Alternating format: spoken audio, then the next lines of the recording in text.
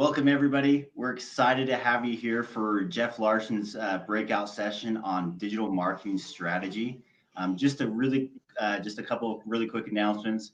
Right after this, we have another keynote session by Rafik Sino on the main stage. You can click on that by going to the live button on the home screen. And it is my pleasure to come in and introduce Jeff Larson. So just a little bit about Jeff. So Jeff Larson is an associate professor of marketing at the Marriott School of Business at Brigham Young University, where he teaches digital marketing and analytics. He is a co-author of the top-selling digital marketing textbook, Stu Kent's Digital Marketing Essentials. Jeff completed his PhD in marketing at the Wharton School of Business and conducts research on contextual influences of consumer decision-making. His work has been published in various academic journals on psychology and marketing and featured in the New York Times and in the Wall Street Journal and other media outlets. And also just a quick reminder, we have a giveaway going on. So anybody who's very active in the chat, we're giving away some gift cards. So make sure to post your questions and your comments as Jeff goes through. And Jeff, we'll go ahead and we'll turn the time over to you. Thank you, Brad. Good to be virtually with you all. My talk today is on digital marketing strategy, and that title, that after the colon, an applicable framework. This framework I've come up with for digital marketing strategy, it is applicable. That's the idea. It's actually an applied framework that can be used to actually influence decisions. So I'm going to talk a little bit about that and how that came about. This is the latest chapter of that textbook, as Brad mentioned. Stu and I wrote Digital Marketing Essentials in the early months of 2014. At times, in the early wee morning hours, as I was sleep training my son, who was 7 months old at the time. He just turned 7 on Saturday. So I was sleep training him, and a couple of those chapters, I think, got written at 2 or 3 in the morning as I was sleep training him. When we wrote the textbook, there wasn't a strategy chapter. It wasn't until just this past November we uploaded the new version of the textbook with this new chapter 13, Digital Marketing Strategy. There's a couple reasons for that. So basically, I'm going to be going over this chapter 13 of the textbook, Digital Marketing Strategy, the framework. I'm hoping you get some tips on how to teach this to your students. You can see most of these slides are actually the same slides that you can see on the chapter 13 support material for professors, and those are very heavily annotated. If you look in the notes section of those slides, I give a lot of pointers on what the purpose of the slide is, what's supposed to be taught there. So I'm hoping you get some tips on how to teach this material. But if you don't use the textbook and you're not going to use this particular material, I think there's a lot of really important fundamental principles of digital marketing that come out in this framework. And so I think that's going to be useful for you as well. So let me give you a couple reasons why it took us so long to add a strategy chapter. We actually got some feedback early on in the textbook that, we should have some overarching strategy. Most textbooks start with a high-level strategic model, and ours was missing that. And there's a couple reasons for that. Number one is that if you take a company who has a brilliant digital marketing strategy but is mediocre on execution, relative to a company who has a mediocre strategy but is brilliant on execution, that latter company is going to crush the first company. I think having good execution of the digital marketing channels is much more important than having a really good strategy. So we really focus the textbook on those applications of those tactics and channels, making sure that the execution is good. And so we're teaching students how to execute on those channels. The second reason, and this was a more personal reason, was that just my personal belief in that strategy in general tends to bring people way too high into the clouds. They think very high level. When you're thinking strategy, you're thinking more theoretical, and it very seldom gets down into boots on the ground effects.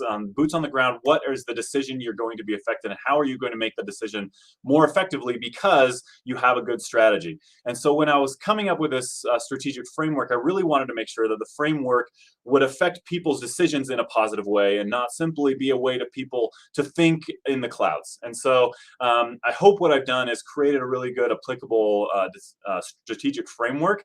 My name is not Michael Porter, so I'm not in the business of creating strategic frameworks. So it took a while and took a lot of thought, but I think I've come up with something useful. So before I actually present the framework to you, I want to talk a little bit about what digital marketing strategy is, at least as how I envision it. And if you look at an organization, digital marketing strategy is what I think is basically the decisions made by the director of digital marketing, who's going to reside under either the VP of marketing or the CMO, who the CMO is going to be in charge of marketing strategy. What is our product positioning? What's our product line? What is our go-to-market strategy? What is the messaging, the unified messaging we're giving to our customers? That's the marketing strategy.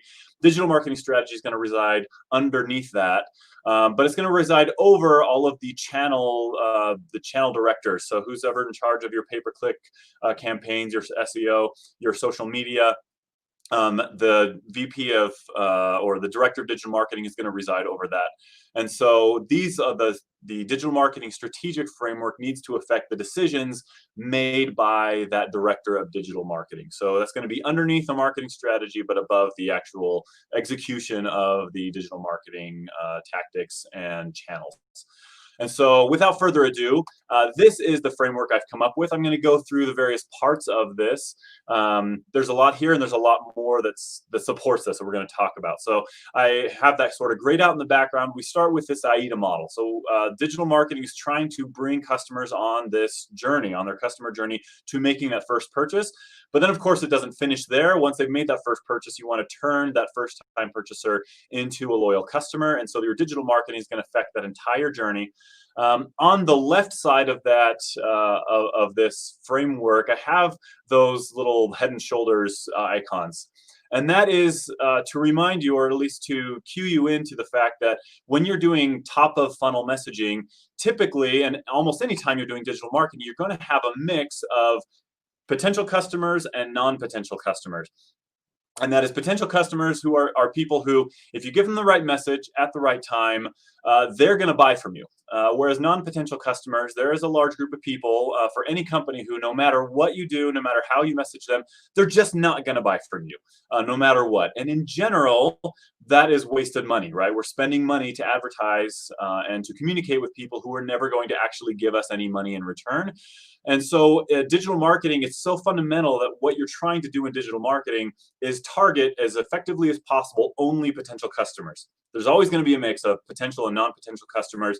As long as you can increase that concentration of potential customers, that is one of the fundamental efforts in digital marketing, is trying to reduce the amount of money wasted on non-potential customers. And as you get further down the funnel, and after you get to that first-time customer, once you get to building those loyal customers, you get a much higher concentration of potential customers there. So just a little icon there, those little head and shoulders icons to remind you that top of funnel tends to be a lot greater mix of non-potential customers. As you work down the funnel, you're more effectively able to target potential customers. We have these digital marketing channels on the right. I call these the big six. Those are the channels that almost any company who is actively doing digital marketing is going to either consider those six or be performing all six of those. Those are not the only channels that we're going to think about or talk about in digital marketing strategy. I just call those the big six because almost any company is going to consider those. So I want to go through these various pieces of this framework one portion at a time, starting with this divide of demand generation versus demand harvesting. This is something I actually talk about throughout the semester with my students. In fact, on the very first day of class, I talk about digital demand harvesting and demand generation, and I go through a variety of digital marketing tactics, and we talk about, is it more demand generation or more demand harvesting? Now, those two things there's not a hard and fast demarcation line between what is demand generation, demand harvesting. It's a bit of a continuum, and most channels, you can be used for both doing demand generation, demand harvesting. The way I try to explain this to my students so they understand the difference between the two is that demand generation has to be information-based. So it has to be the fact that if you're generating demand, there is somebody who didn't want your product before.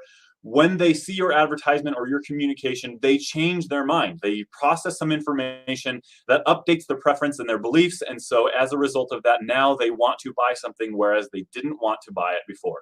So that is demand generation. Demand harvesting, on the other hand, is simply there's somebody who already has demand. They already want to buy your product. However, you are trying to outshout your competitors and say, pick me louder. Right? And my classic example of demand harvesting is paid search. You have somebody who just did a search for running shoes, so you know they want to purchase running shoes. The existing demand is demonstrated and existing already there. And so you are paying Google to show up first and shout "pick me" louder than the rest of the advertisers on Google. So that is the idea of demand harvesting.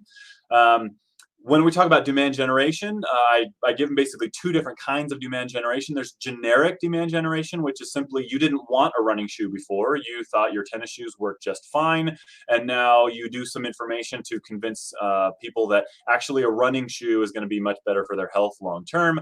Whatever information you're going to provide to them to change their mind, say, I don't need running shoes as a result of your messaging. Now they say, actually, I should get a pair of running shoes. That's generic demand generation. Then brand centric demand generation, I consider, hey, there's somebody who needs running shoes. The demand for running shoes is there, but you're trying to transfer that demand to be, I want them to want Nike running shoes. So their demand transfers to not just generic demand for the product, but for brand centric. I want your particular brand of shoes. So, so demand generation versus demand harvesting. And when this classic AIDA model in general, getting intention, interest, and desire, you're trying to generate desire or demand for your product. That's demand generation.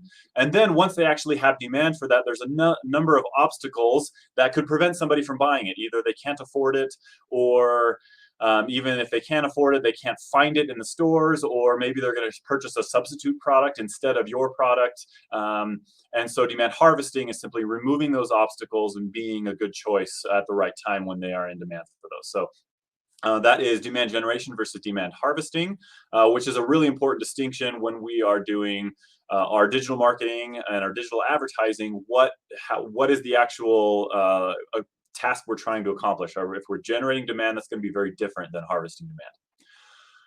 So moving on to this customer loyalty. So when somebody has purchased from you, your most assured way of creating customer loyalty from that person is making sure they like the product and you've got good customer service supporting that.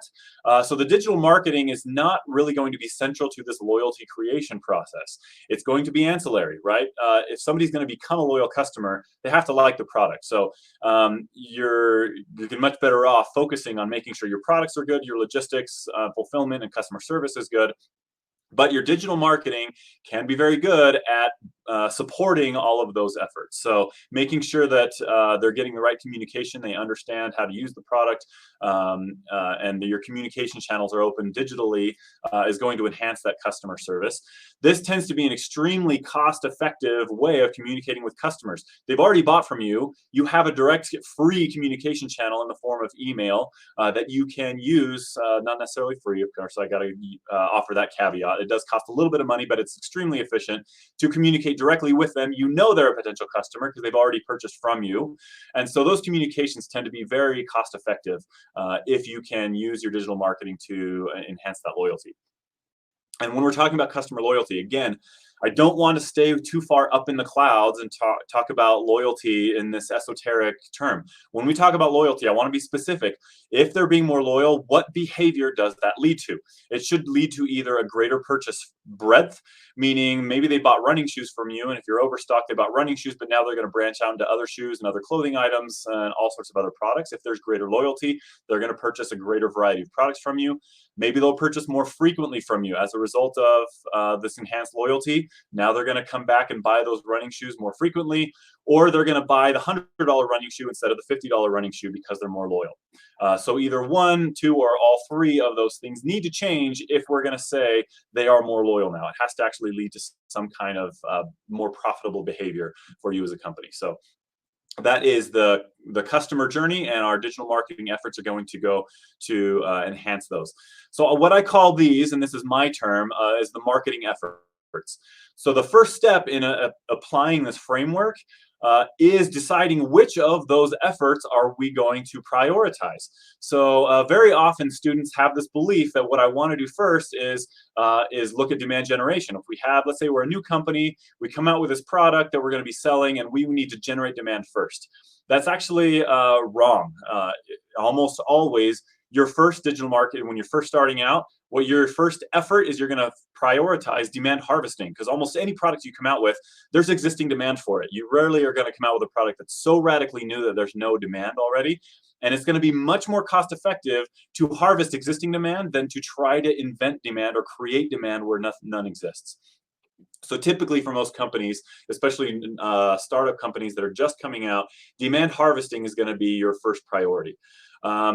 If you don't have any customers yet, you can't build loyalty because you don't have any customers. But once you have harvested your first customer, you want to start your loyalty building right away. And so you want to have a plan in place for building on that loyalty, because that's even more cost effective because you have this direct communication channel open up with this customer. And that's how you're going to get more profit. And that's going to be your most profitable communications, is likely loyalty building. So for most companies, your priorities are going to be demand harvesting or loyalty building. If you have an existing base of customers, your priority is going to be building loyalty. And the demand generation is usually your last priority. And it might not ever become a priority. If there's sufficient existing demand in the market, you don't need to spend any time generating demand if there's enough demand and your harvesting is going well. So those are the marketing efforts. And your first step is prioritizing those efforts. After that, once we decide, hey, our first priority is demand harvesting, now we're going to allocate budget across the big six and any other digital marketing tactic or channel that's going to be beneficial for you in terms of what is our channel that's going to most effectively carry out our demand harvesting. And this is, so these little grayscale bars. The idea of this original icon when I created it was to have different thicknesses here. You can see on the demand generation, this SEO bar, this black bar is thicker than on demand harvesting. And that was, the idea was you're allocating budget, and your budget allocation is going to change depending on your resource allocation. I think that got a little lost in translation. So if you look at the slides that are provided for chapter 13, I think this little grayscale portion got taken out. But the idea is, and this is what I consider central to digital marketing strategy, is that the director of digital marketing's primary job is to allocate budget across the digital marketing channels, because he or she has somebody working underneath him or her to execute on those channels, to execute to the best possible. And so the digital marketing director is trying to prioritize which of these is going to be the most profitable. Where should we increase our budget, decrease our budget? That's what I consider central to the digital marketing strategic framework. And so your second step, once you've decided our resource allocation, or once you've decided the priorities of your marketing efforts, your second step is, what's our resource allocation? How much budget should we put to each of these channels? And primarily, that decision is going to be made on cost effectiveness. What is the most cost-effective channel for accomplishing that marketing effort, for harvesting that demand, for example? And your cost effectiveness or cost efficiency, whichever term you prefer, is going to depend on three things. And I really spend a lot of time talking to my students about this because they naturally conflate these things. So first is your customer concentration. So almost all digital marketing channels, your efforts are going to be trying to target your whatever ad you're doing, whatever communication you're doing, you're trying to target to your best extent possible. You're trying to target only potential customers and leave out the non-potential customers. If you're advertising to somebody who's not a potential customer, you're usually wasting money. And so we're trying to figure out which channel allows us to most effectively target only our potential customers. The second factor is, what is the exposure effectiveness? So given that somebody is a potential customer, when they see my ad, does that move them along the customer journey? Which of these channels, which of these digital advertising communications is most likely to induce action or move them down the funnel to get them closer to taking action? And this is the one where my students are most likely to conflate it with customer concentration. You say, which of the channels do you think has the highest exposure effectiveness? And sometimes they answer, well, I think it's going to be email, because most of the people who receive email are likely potential customers. And you have to wait a second. That's not exposure effectiveness. That's customer concentration. The exposure effectiveness depends on the extent to which you can get somebody to pay attention to the ad and process something and form an intention to investigate more or to purchase. And so usually that means a higher involvement exposure. And so usually I bring up display advertising. Display advertising tends to have the lowest exposure effectiveness because it's usually a banner ad on the top or on the side where people are explicitly trying to ignore you. And so that usually has a very low exposure effectiveness.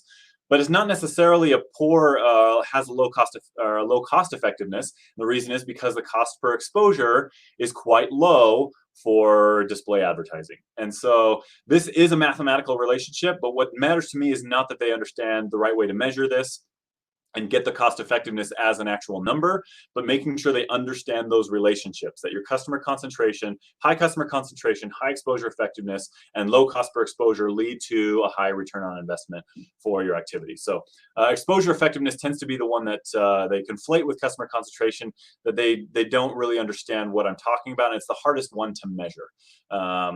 And so I really spend a lot of time talking about that. So making sure students understand when we're allocating budget, we're usually trying to go for the channels that are the most cost effective. And what is the most cost-effective channel? Of course, the answer is it depends. It depends on the industry you're in. It depends on where your customers are at, where your customer concentration is the highest, the extent to which you can target more effectively on one channel versus another. So yes, the answer depends, but we can paint in broad strokes and talk about, in general, what channels tend to be more cost-effective than others for a large swath of markets and companies. And I like to talk about email. And we say, our email has low cost per exposure. Even if you're using a MailChimp or some service where you have to pay per email sent out, that payment is very, very small compared to the rest of the channel. So it has very low cost per exposure.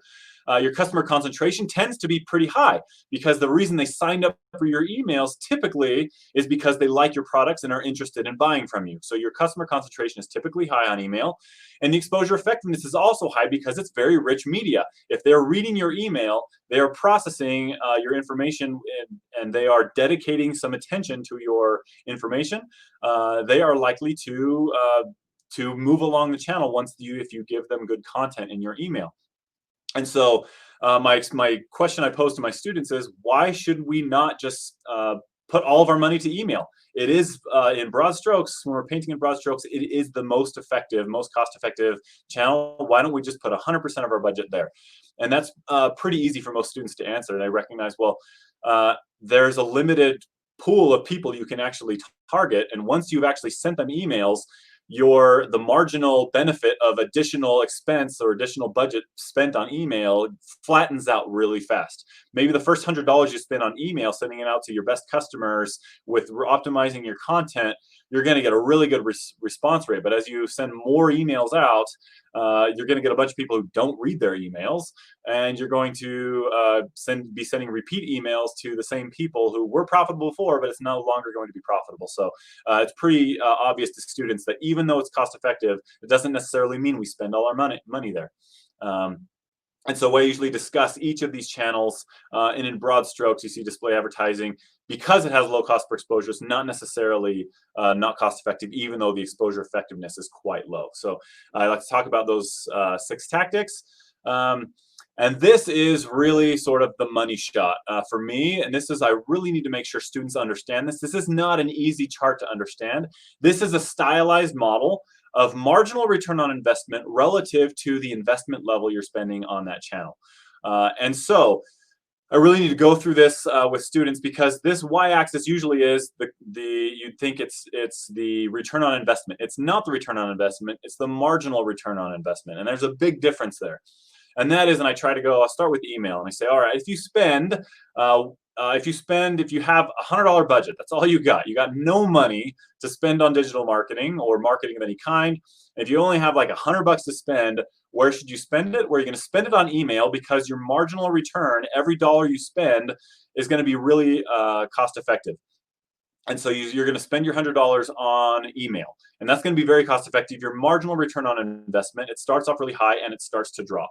This is what I consider an eternal principle of marketing, is that if you are good at your job as a marketer, the more money you spend on a channel, the lower your marginal return on investment is. And that's just one way of saying that basically there are diminishing returns to marketing investment in any channel. And I try to illustrate that or talk about why that is the case. So let's say you only have a $100 marketing budget and you're going to spend it all on email. What are you going to spend that money on? Well, you probably can't send it to your entire email list, because let's say you've got an email list of 100,000 people. Even as cheap as a MailChimp blast is, it's going to cost you more than $100 to email all 100,000 people.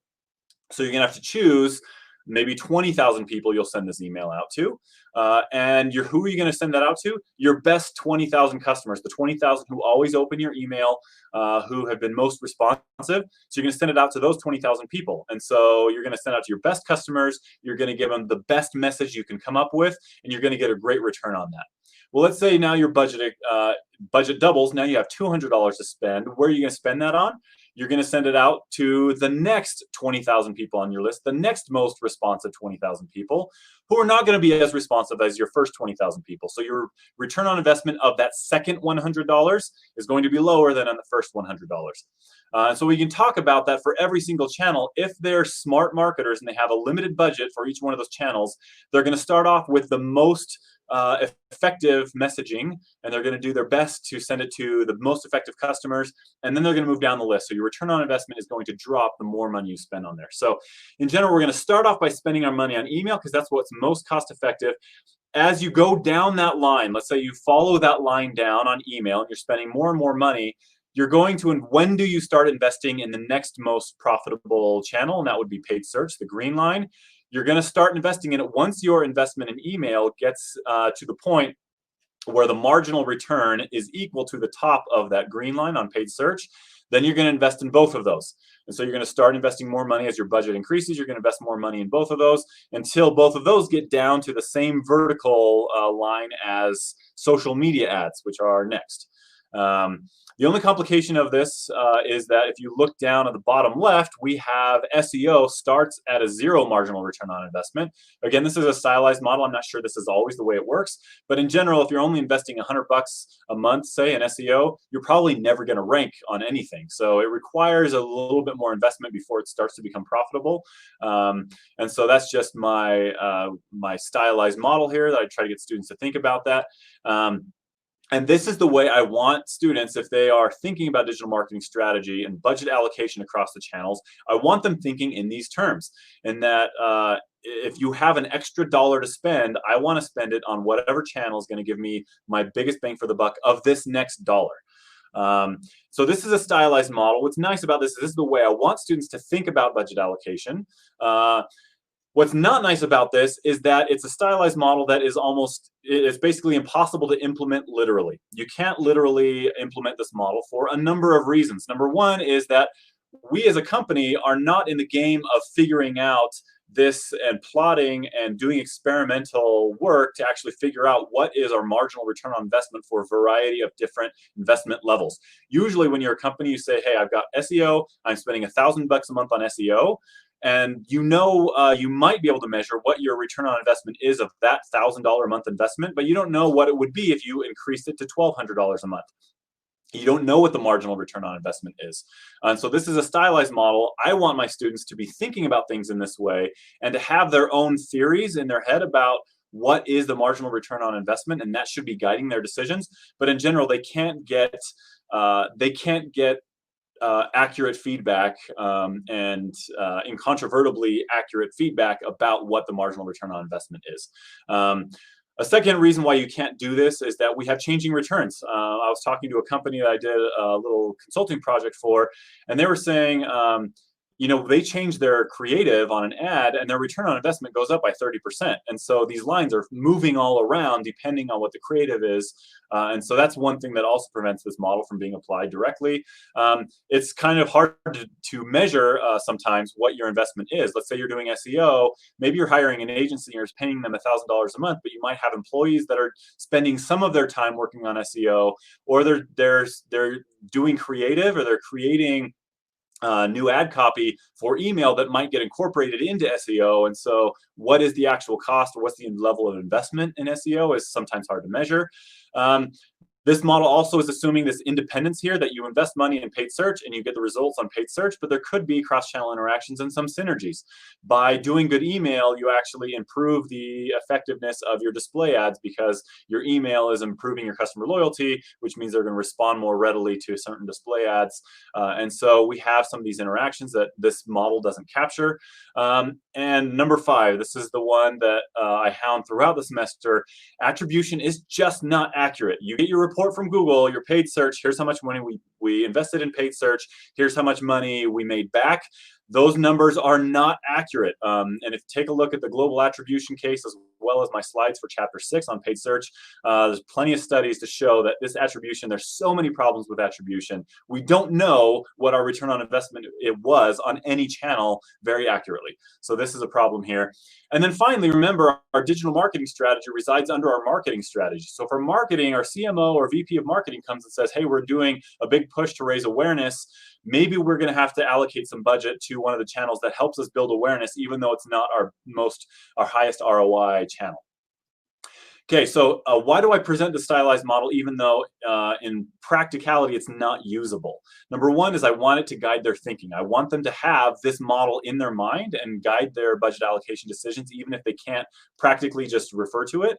And second, even though this is not practically relevant, it's still it's a good thing that it's not practically relevant and not practically usable. And that's because if we did have this plot and we knew exactly what this worked, we wouldn't need a director of digital marketing. All we would need is a monkey on Excel solver to figure out what's our optimal budget allocation. And so our job as marketers is if we can demonstrate that we have the skills as a marketer to figure out what is the marginal return on investment, we have really good instincts in terms of what is the right call for budget allocation. That's how we prove our value. We can't just we're not replaceable by an optimizer or Excel solver. We actually need to really, as marketers, we've developed this instincts for and our understanding customers to figure out which channel is giving us the better return. So that is this budget allocation. And as I mentioned, there's the big 6 that I call them, the big 6 channels that almost anybody in digital marketing is either going to consider or be investing some in. But there are a variety of other tactics I like to talk to my students about.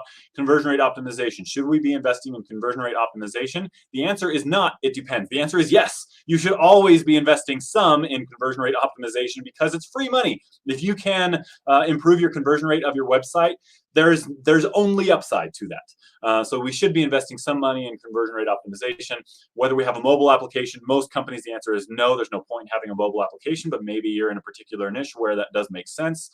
Should we be investing money there? Should we be investing in an affiliate? Should we have some affiliates doing marketing for us? Should we do influencer campaigns, direct messaging? All these other channels and tactics could be on the table. We should consider that.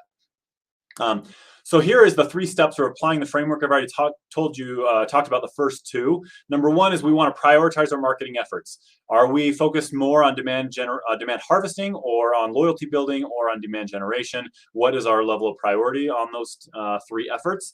Then when we allocate our resources, we are being specific. We are allocating resources, not in general. We don't allocate resources across, here we're going to invest this much in SEO. We're going to be specific. We're investing this much in SEO for demand generation, and then we're going to invest this much money in SEO for demand harvesting. So when we're applying this framework, we don't just invest in these channels blindly. We invest them specifically for the marketing effort, and that's an important distinction that helps whoever's executing on that strategy or executing that channel to know what is the purpose. Am I doing SEO simply to get as many clicks as possible? No, we're saying we are actually going to invest this much specifically on keywords that we think are likely to result in immediate conversions, and then we have this other budget for just building out awareness for searches based on investigating the company, trying to get them into the funnel and work them through the funnel, so that when they're executing on that, they know what they're trying to accomplish. And finally, the third step, and this is the big one where you're going to spend most of your time, is that you're going to be monitoring this and monitoring the results of this to try to measure the return on investment so that you can make adjustments and try to figure out where is the marginal impact, where should I be cutting back budget, where should I be investing more, where are we going to get the biggest bang for the buck. So that is the application of the framework. So I got 3 example companies that I go through with my students that are also in the chapter. I don't think we have time to go through all of them, but I'll just give you some exposure to how we go through that. The 3 different companies are just a basic online retail company. So this, as you see in front of you, this is a company that sells custom T-shirts. You upload your own graphic design, and then they will send you the T-shirts with that graphic printed on the T-shirt. And so we go through that example. The second example is a furniture store that is doing more digital marketing efforts. And doing a push for more digital marketing. This is a company that's well established, doing really well with the retail stores, and most 90 to 100%, 90 to 99% of their sales are still going to come from the store, but they want to be doing more marketing online and seeing how that can push them in store, which leads to a lot of measurement difficulties. The third kind of company is a B2B software company, and the customer journey is much different, and the digital marketing has to adjust as well. So if we have time, I'll show you that a little bit. But basically, first step in applying this framework is, what is our marketing effort priorities?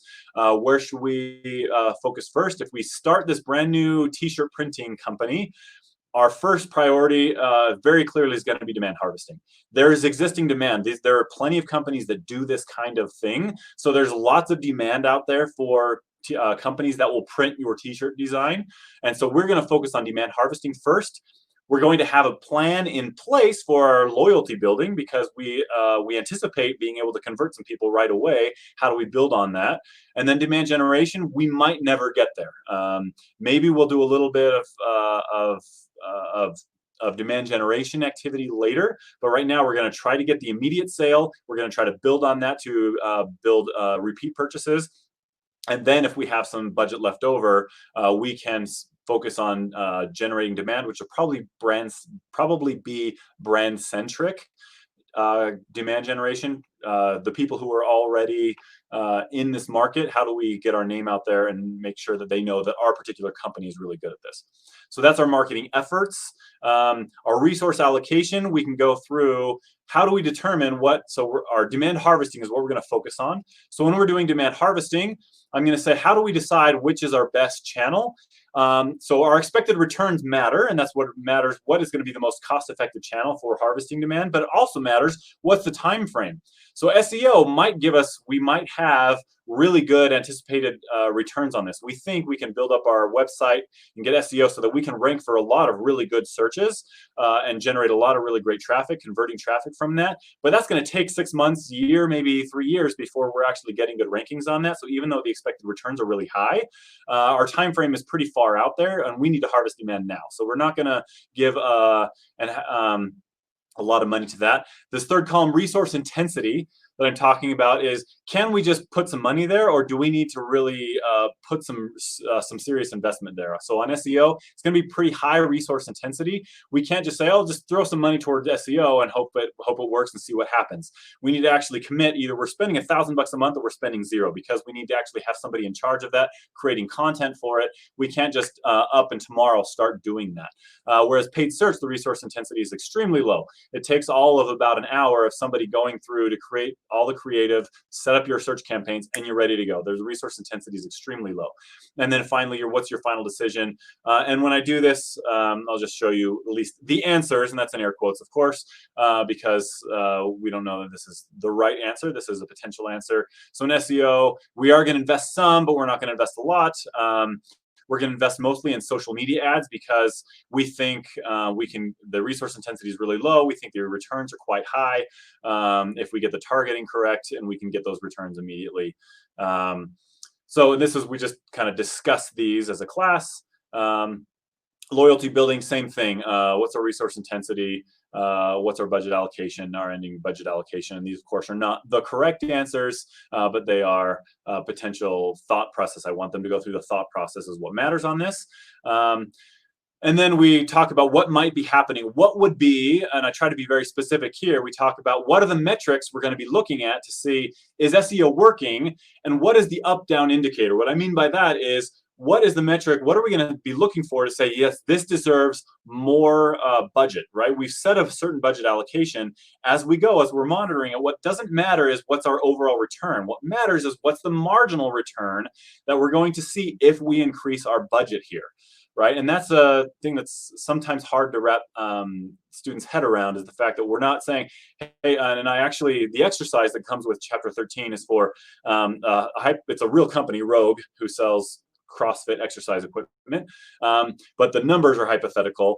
And on the numbers exercise, you see SEO is the return on investment on SEO is enormous. They spend just a little bit of money on SEO, making sure they've got good content there, and it's generating tons of traffic that's that's is super high ROI. So students are going to say, oh, well, let's invest more money there. But if you look at the numbers, at least as I've invented them, it doesn't necessarily mean there's not much room for improvement on their ranking. There's probably not a whole lot more money to be made from that. So even if you're not investing that much, your return on investment is high. The marginal return on investment is not that high because you spend another $1,000 a month. There's not much room for improvement.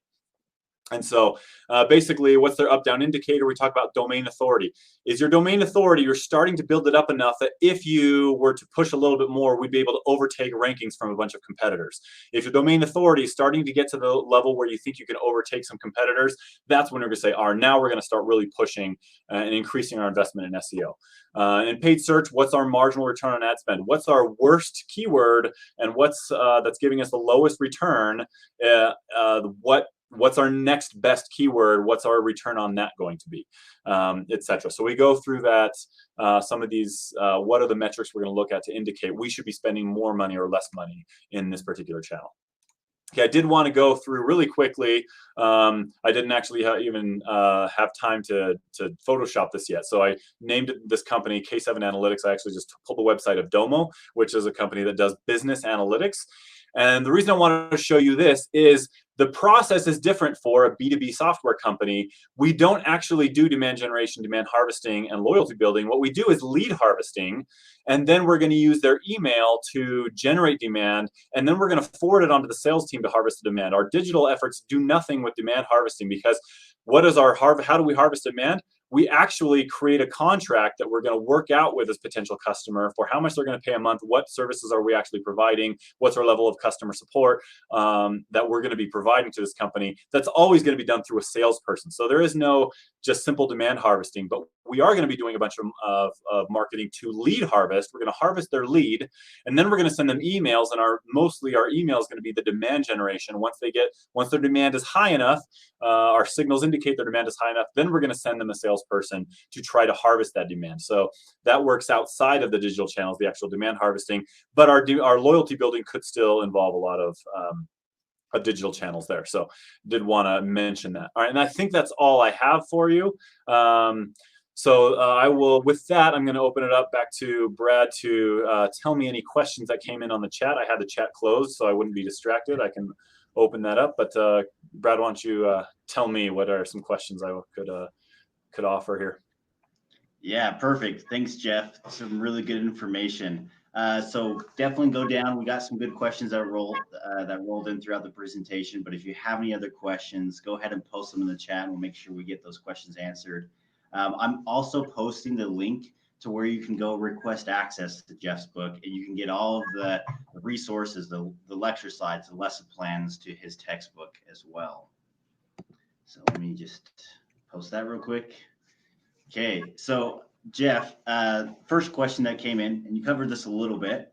So Jim asked, would you recommend leading a digital marketing course with chapter 13 and not at the end of the course? I don't, actually. That's a great question. So it's a strategic framework, but I think because we're talking about applying these different channels, if they don't understand some of the nuts and bolts of some of these channels, there's really not much for them to discuss when we talk about, what's the marginal return on investment on SEO. If they don't really understand what goes into SEO or how SEO works, I just don't think there's enough context for them to really understand the application.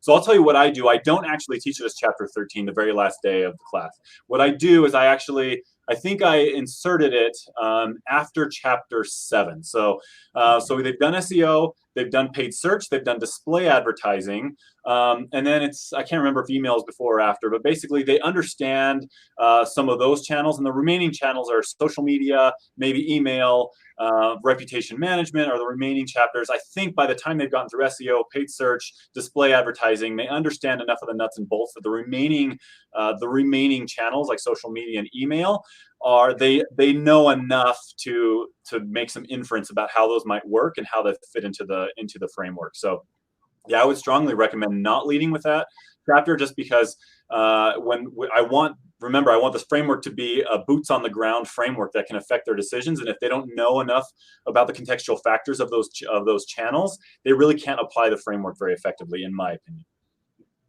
Perfect. The next question, Scott asks, he said, I find it really hard to teach students about budgeting for digital marketing once they have their strategies. Have you had any success with doing this in a simple but effective way? So I would say I can't answer that question empirically. So I don't have data or evidence that I've done it well. And so I don't know for sure that I've done it well. I would say two responses to that question. Number one is most of the time, most of our students are not going to have to make those decisions for a while anyway, right? Usually they're going to be hired on to execute a particular strategy, and they're not going to be determining budget allocation, especially across channels. Maybe they'll have to determine if they're in, maybe they'll get in charge of a pay-per-click or a paid search campaign, and they have to determine budget allocation across those two, maybe three campaigns. And that's, I think, a different thought process. In that case, what you're going to be looking at is what is the return on investment for each of those campaigns? Which keywords do I want to increase or decrease the budget on? And that, I think, Mimic Pro simulation teaches them that pretty well. But as far as budget allocation across channels, I have this exercise that I mocked up for Rogue, this real company, but fictitious numbers that I created, and that one I hope is somewhat effective at making them understand the decision making around the budget allocation. But again, I don't think I have evidence that I'm doing it well. I hope that exercise is good for that, and at least illustrates what kind of evidence they want to be looking at, and what and at least makes them think about it, right? So they're actually looking at data. Do they want to increase or decrease investment in paid search? I show them some fictitious numbers from a paid search campaign, and they try to get at, okay, what are my my overall return on investment is here. If you break up the campaigns, if I invest more, do I expect to actually be making a lot more money here, or have I saturated this or not? So that's what I try to do. Again, I'm not 100% certain it's effective, but I hope it is. Cool. Jim, the next question that he asks is, can I assume that in general, demand harvesting will be a priority for companies who are coming out of the COVID shutdown that are in a survival mode and need to ramp up sales quickly? Yeah, in general, demand harvesting is usually the most cost effective, or more cost effective than demand generation. There are a couple exceptions where I think demand generation is only going to be more cost effective if by some chance you're able to generate demand effectively enough that you can get that sale right away, right? So they're in a very high involvement channel. They didn't have existing demand before, but they're in high involvement communication channel where they read enough and they're highly involved that they actually make the decision. Actually, yeah, I do want that. Not only do I want it, I'm going to buy it right now. And so in general, if there's existing demand in the market, and then it's usually more effective to go out and harvest that demand rather than take the time and the expense of trying to convince people to buy it first. Then here's one of those it depends things. Of course, it depends on what is the level of competition in that demand harvesting channel. Paid search, even though it's a classic example of demand harvesting, the existing demand is there. Let's get them right now. Because there's so much competition on paid search, it's often not the most cost effective, because there's so much competition that basically the marginal returns are zero once you paid for the actual click, because the cost of that has gone up so much. So that's one of those it depends. But yeah, in painting in broad strokes, again, of course, I think it's going to be the demand harvesting is going to be typically more cost effective. Perfect. The next question was, Stacy asked, so teaching resource allocation, would you recommend giving students a budget and allocating shares in different strategies in absence of accuracy in actual costs? Can you repeat that? Actually, I'm not sure. Yeah. So she asked, teaching resource allocation, would you recommend giving students a budget or allocating shares in different strategies? Oh yeah, so that's a really great question. And so far when I've taught it, I haven't had time to actually get to the first part. You said allocating. Should they be making? There's a sort of a joint decision: is how much budget should they be spending, and then what is the relative share of the budget. So I stick to the relative share. So we're saying basically we're the director of digital marketing, and even though we might be going to our CMO saying we should be spending more money here, I'm going to say, look, the CMO is going to say, here's your budget. You got $10,000 a month. And yes, as a director of digital marketing, we might be going back constantly saying, actually, we can do $15,000 a month. We should be spending more on here. We're going to say that decision has been made for us, and our job is to do the relative share across channels. And if there's time, I haven't had time yet in class to do this. If there's time, we can discuss what factors make us believe that our absolute return on investment is so high that we should be investing more overall. And where do we say this is where our return on investment is dipping below either 100% or zero, depending on how you're measuring it. I haven't actually had time to discuss that. I think that's a great discussion to have, but I haven't done it yet because I just have, for lack of time in class.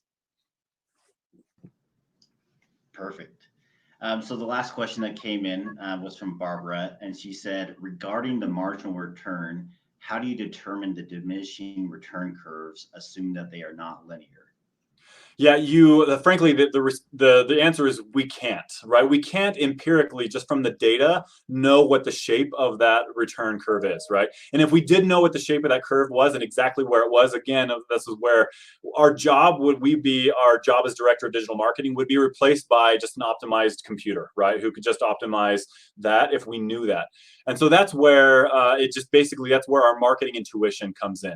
And that's where, as our power as marketers, understanding our customer, understanding the circumstances under which they are seeing our advertising, and understanding combined with the numbers as they come in, we're going to overlay our beliefs and our intuitions as marketers on top of those numbers to get our own intuition about what is the shape of that curve.